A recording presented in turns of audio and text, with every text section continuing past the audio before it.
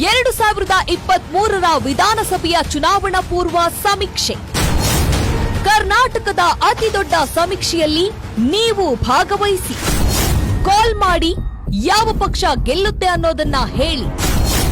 ಜನವರಿ 9ರ ಸೋಮವಾರದ 2ನೇ ಸಮೀಕ್ಷೆ. ಬೇಲೂರು ವಿಧಾನಸಭಾ ಕ್ಷೇತ್ರದ ಸರ್ವ್ ಮಧ್ಯಾಹ್ನ 2ರಿಂದ ಸಂಜೆ 5ರವರೆಗೆ. ಸಂಜೆ 5 ಗಂಟೆಗೆ ಫಲಿತಾಂಶ. ನಮ್ಮ ದೂರವಾಣಿ ಸಂಖ್ಯೆ 08069205999. ಕಾಲ್ ಮಾಡಿ, ವೋಟ್ ಮಾಡಿ. Power TV election centre.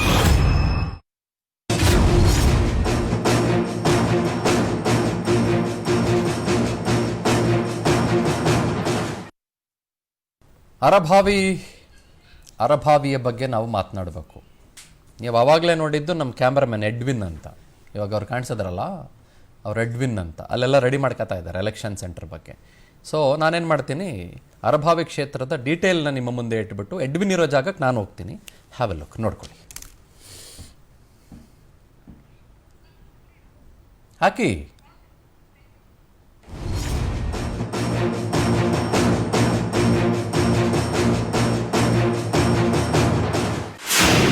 Balachandra ಜಾರಕಿಹೊಳಿಗೆ ಹುಟ್ಟಿಕೊಂಡ ವಿರೋಧಿಗಳು.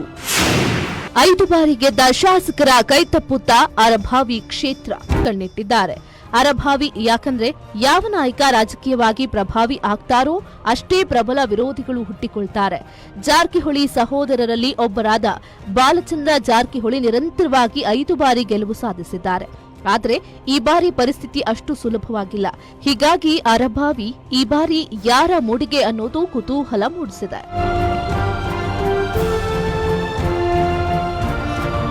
ಅರಭಾವಿ ಕ್ಷೇತ್ರ ಲಿಂಗಾಯತ ಮತದಾರರು ಪ್ರಾಬಲ್ಯವಿರುವ ಕ್ಷೇತ್ರ.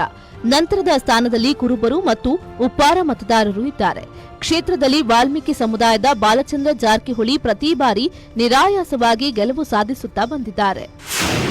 ಅರಭಾವಿ ಕ್ಷೇತ್ರದ ಮತದಾರರ ವಿವರ. ಒಟ್ಟು ಮತದಾರರು 2,37,467. ಪುರುಷ ಮತದಾರರು 1,19,350. ಮಹಿಳಾ ಮತದಾರರು 1,18,117.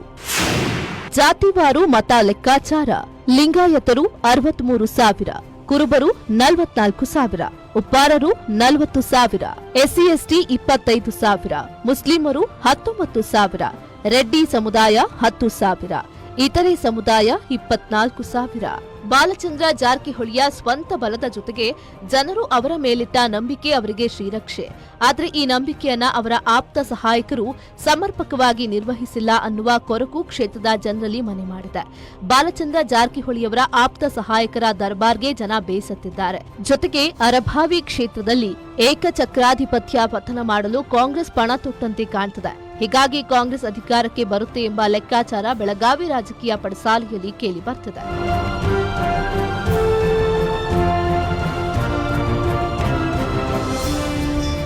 ಆದರೆ ಈ ಲೆಕ್ಕಾಚಾರ ಉಲ್ಟಾ ಹೊಡೆಯುತ್ತೆ ಎಂದು ಬಿಜೆಪಿ ನಾಯಕರು ಲೆಕ್ಕಾಚಾರ ಹಾಕ್ತಿದ್ದಾರೆ. ಯಾಕಂದ್ರೆ ಕ್ಷೇತ್ರದಲ್ಲಿ ಸತತ 5 ಬಾರಿ ಆಯ್ಕೆಯಾಗಿರುವ ಶಾಸಕರು ಪ್ರಭಾವಿಗಳಾಗಿದ್ದಾರೆ. ಅರಭಾವಿ ಕ್ಷೇತ್ರ ಬಿಜೆಪಿ ಭದ್ರಕೋಟೆಯಾಗಿದೆ. ಹಾಗಾಗಿ ಕಾಂಗ್ರೆಸ್ ಅಭ್ಯರ್ಥಿಯಿಂದ ಈ ಕೋಟೆಯನ್ನ ಭೇದಿಸಲು ಸಾಧ್ಯವಿಲ್ಲ ಅನ್ನೋ ವಿಶ್ವಾಸ ಬಿಜೆಪಿ ಪಾಳಿಯದ್ದು. ಕಾಂಗ್ರೆಸ್ನಿಂದ ಸಾಮಾಜಿಕ ಕಾರ್ಯಕರ್ತ ಭೀಮಪ್ಪ ಗಡಾದ್ ಸ್ಪರ್ಧೆ ಮಾಡುವ ಸಾಧ್ಯತೆ ಇದೆ. ಕಳೆದ ಬಾರಿ ಜೆಡಿಎಸ್ನಿಂದ ಸ್ಪರ್ಧೆ ಮಾಡಿದ್ದ ಗಡಾದ್ 48,000ಕ್ಕೂ ಹೆಚ್ಚು ಮತ ಪಡೆದಿದ್ರು. ಈ ಬಾರಿ ಭೀಮಪ್ಪ ಗಡಾದ್ಗೆ ಕಾಂಗ್ರೆಸ್ ಟಿಕೆಟ್ ನೀಡಿದ್ರೆ ಬಾಲಚಂದ್ರ ಜಾರಕಿಹೊಳಿಗೆ ಪ್ರಬಲ ಪೈಪೋಟಿ ನೀಡುವ ಸಾಧ್ಯತೆ ಇದೆ. ಗಡಾದ್ ಜೊತೆಗೆ ಲಕ್ಕಣ್ಣ ಸವಸುದ್ದಿ ಸಹ ಕಾಂಗ್ರೆಸ್ ಟಿಕೆಟ್ಗೆ ಕಸರತ್ತು ನಡೆಸಿದ್ದಾರೆ. ಒಟ್ಟಾರೆ ಈ ಬಾರಿ ಅರಭಾವಿ ಕ್ಷೇತ್ರದಲ್ಲಿ ಬದಲಾವಣೆ ಗಾಳಿ ಬೀಸುವ ಲಕ್ಷಣ ಗೋಚರಿಸ್ತಾ ಇದೆ. Annappa Barki, power TV, Belagavi.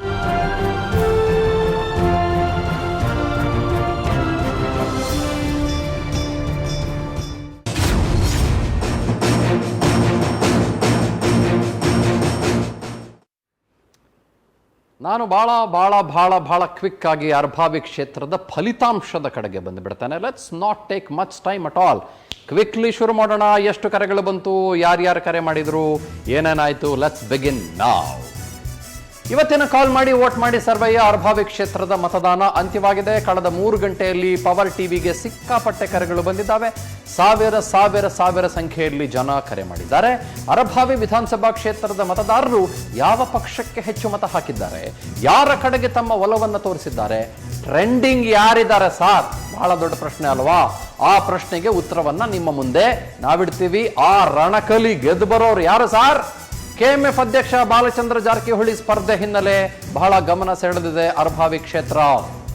ಅರ್ಭಾವಿ ಕ್ಷೇತ್ರದಿಂದ ಮ್ಯಾಸಿವ್ 13,752 ಕಾಲ್ಸ್, 13,752 ಕರೆಗಳನ್ನ 13,086 ಗಂಡಸರು, 666 ಹೆಣ್ಮಕ್ಳು ಕಾಲ್ ಮಾಡಿದ್ದಾರೆ.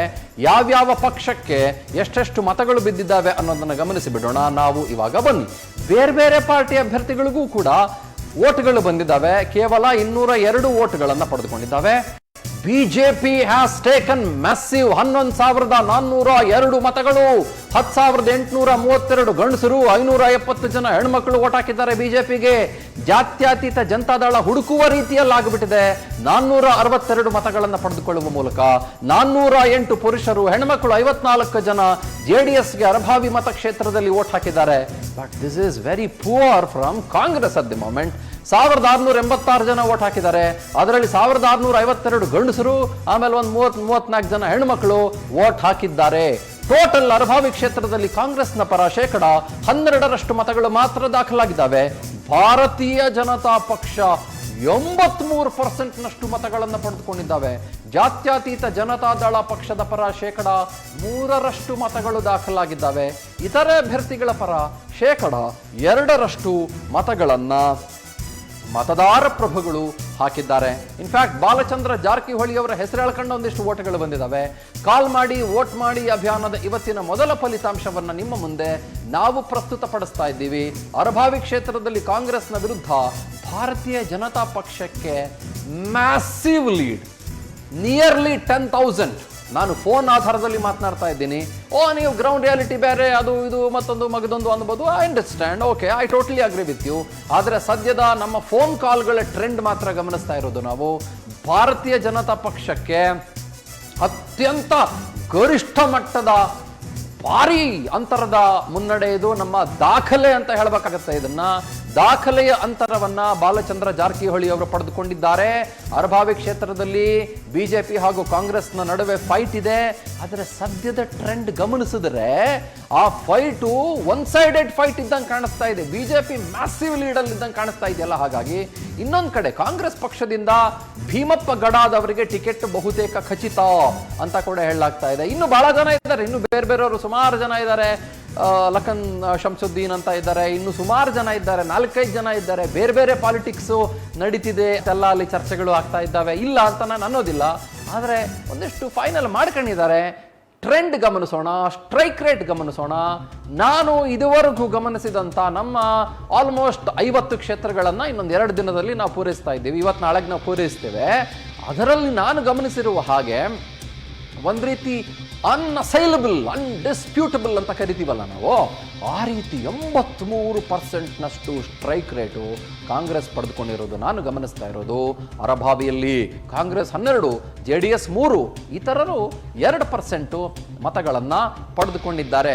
ಬಹಳ ದೊಡ್ಡ ಪ್ರಶ್ನೆ ಏನು ಅಂತಂದ್ರೆ, ನೀವು ಗಮನಿಸಬಹುದಾಗಿರೋದೇನು ಅಂತಂದ್ರೆ, ನೀವು ಅನ್ಬೋದು ಇಲ್ಲ ಸಾರ್, ಗ್ರೌಂಡ್ ರಿಯಾಲಿಟಿ ಮತ್ತೊಂದು ಮಗದೊಂದು ಬೇರೆ ಇರ್ಬೋದು, ಹೋರಾಟಗಳು ಬೇರೆ ಇರ್ಬೋದು, ಚುನಾವಣೆಗೆ ಇನ್ನೊಂದು 2-3 ತಿಂಗಳು ಬಾಕಿ ಉಳ್ಕೊಂಡಿದೆ, ಆ ಸಂದರ್ಭದಲ್ಲಿ ಬೇರೆ ಆಗ್ಬೋದು, ಕಾಂಗ್ರೆಸ್ ಇನ್ನೊಂದೇನೋ ಮಾಡ್ಬೋದು, ಒಳಜಗಳಗಳು ಬೇರೆ ತರ ಆಗ್ಬೋದು, ಬಿಜೆಪಿಯಲ್ಲಿ ಇನ್ನೊಂದೇನೋ ಸಮಸ್ಯೆ ಇದೆ. ಐ ಅಂಡರ್ಸ್ಟ್ಯಾಂಡ್ ಟೋಟಲಿ, ನಾನು ಇಲ್ಲ ಅಂತ ಅನ್ನೋದಿಲ್ಲ. ಆದರೆ ಸದ್ಯದ ಟ್ರೆಂಡ್ನ ಬಗ್ಗೆ ಮಾತ್ರ, ಟೆಲಿಫೋನಿಕ್ ಟ್ರೆಂಡ್ ಮತ್ತು ಟೆಲಿಫೋನಿಕ್ ಕಾಲ್ ಮಾಡಿ ವೋಟ್ ಮಾಡಿ ಅಭಿಯಾನದ ಬಗ್ಗೆ ಮಾತ್ರ ಮಾತನಾಡ್ತಾ ಇದ್ದೀವಿ.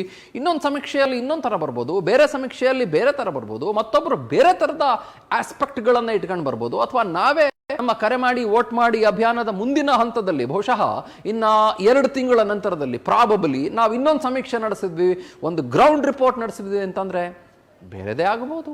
ಯಾಕಂದ್ರೆ politics is all about time and politics is all about waiting for the time.